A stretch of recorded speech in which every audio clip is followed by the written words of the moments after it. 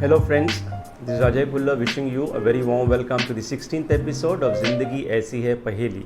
आज का एपिसोड मैं एक पहेली के साथ ही शुरू करना चाहता हूँ।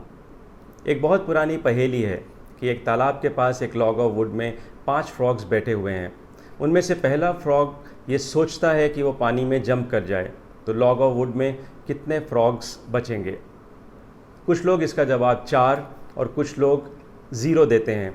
कुछ ये भी कहते हैं कि लॉग ऑफ वुड में कोई भी फ्रॉग नहीं बचेगा, क्योंकि पहला फ्रॉग जब जंप करेगा तो उसको देखकर बाकी फ्रॉग्स भी जंप कर जाएंगे। इसका सही जवाब है कि लॉग ऑफ वुड में 5 फ्रॉग्स ही बचेंगे, क्योंकि पहले फ्रॉग ने सिर्फ सोचा था कि वो पानी में जंप करे, उसने एक्चुअली में जंप किया नहीं था।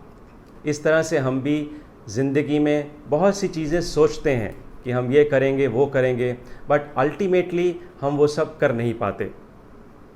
जब भी ऐसा थॉट हमारे पास आता है कि हम कोई प्रोजेक्ट करें या कुछ काम करें, तो फिर हमारा माइंड बहुत से थॉट्स को जनरेट करना शुरू कर देता है। उसमें से कुछ पॉजिटिव और कुछ नेगेटिव थॉट्स होते हैं, और हम ये देखते हैं कि हम ज़्यादातर नेगेटिव थॉट्स के साथ अपने आप को एसोसिएट करते हैं, और फिर हम ये डिसाइड करते हैं कि हमें ये नया काम या प्रोजेक्ट नहीं करना चाहिए। एग्ज़ाम्पल के तौर पर हम ये देख सकते हैं कि जब कभी हमारा कोई फैमिली मेम्बर कहीं बाहर किसी काम से गया होता है और उसे आने में देर हो जाती है, तो हम बहुत चिंता करने लग जाते हैं। हमारा मन या हमारा माइंड बहुत से नेगेटिव थॉट्स जनरेट करने लग जाता है कि कहीं कोई एक्सीडेंट ना हो गया हो, कहीं कोई मुश्किल में नहीं फंस गया हो। और 2-3 घंटे जब तक वो फैमिली मेम्बर घर में वापस नहीं आ जाता, हम अपने माइंड और बॉडी को बहुत ज़्यादा ट्रबल करते हैं। हमें ये समझना चाहिए कि हमारा माइंड ये सारे नेगेटिव थॉट्स जनरेट कर रहा है। अगर वो नेगेटिव थॉट्स जनरेट कर रहा है तो वो पॉजिटिव थॉट्स भी जनरेट कर सकता है। हम ये भी सोच सकते हैं कि हो सकता है उस फैमिली मेम्बर को कोई उसका पुराना दोस्त मिल गया हो और वो दोनों अपनी पुरानी बातें याद करके एंजॉय कर रहे हों, या ऐसा हो सकता है कि वो किसी की हेल्प के लिए कहीं पर रुक गया हो। तो इस तरह से हमें ये समझना चाहिए कि हमारे हाथ में ये होता है कि हम किस तरह के थॉट्स को जनरेट करें। कई बार ये भी देखने को मिलता है कि किसी फैमिली या एक्सटेंडेड फैमिली में कोई मेंबर ऐसा होता है जिसका थॉट प्रोसेस बाकी लोगों से मैच नहीं करता। फैमिली के सारे लोग जब एक डायरेक्शन में सोचते हैं तो ये पर्टिकुलर मेंबर किसी दूसरे डायरेक्शन में ही सोच रहा होता है। फैमिली के लिए ये बहुत बड़ा चैलेंज होता है इस पर्टिकुलर मेंबर को मनाना या समझाना, और वो अल्टीमेटली गिव अप कर देते हैं।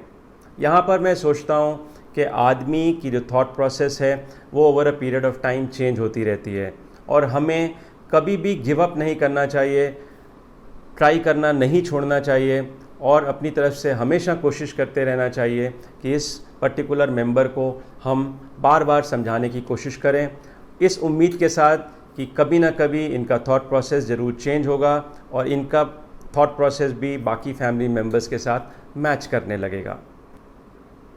अब मैं आपके साथ एक बहुत फेमस स्टोरी शेयर करना चाहता हूँ, द विज़र्ड ऑफ ओज़। आप में से बहुत लोगों ने ये स्टोरी पढ़ी होगी। इसके मेन कैरेक्टर्स डॉर्थी एक छोटी सी लड़की है, एक लायन जिसके पास करेज नहीं है, एक टिन मैन जिसके पास हार्ट नहीं है, और एक स्केयर क्रो जिसके पास ब्रेन्स नहीं है। इन सब को पता लगता है कि उनके शहर के बाहर एक विज़र्ड यानी कि एक मैजिशियन आया हुआ है, और जो भी कोई उससे जाके कुछ मांगता है तो मैजिशियन उसको दे देता है। तो डॉर्थी इन सब को तैयार करती है। लायन से कहती है कि तुम करेज मांग लेना, टिन मैन को कहती है कि तुम विज़र्ड से हार्ट मांग लेना, और स्केयर क्रो को कहती है कि तुम विज़र्ड से ब्रेन मांग लेना। स्केयर क्रो डॉर्थी से कहता है कि ठीक है, मैं विज़र्ड से ब्रेन तो मांग लूँगा, बट सपोज़ अगर वो विज़र्ड ने मुझे ब्रेन नहीं दिया तो क्या होगा। तो डॉर्थी ने स्केयर क्रो को समझाया कि अगर विज़र्ड तुमको ब्रेन नहीं देगा तो तुम्हें कोई नुकसान नहीं है, क्योंकि वो ब्रेन तो तुम्हारे पास आज भी नहीं है। तुम ये क्यों नहीं सोचते कि अगर विज़र्ड ने तुमको ब्रेन दे दिया तो तुमको कितना ज़्यादा फ़ायदा होगा।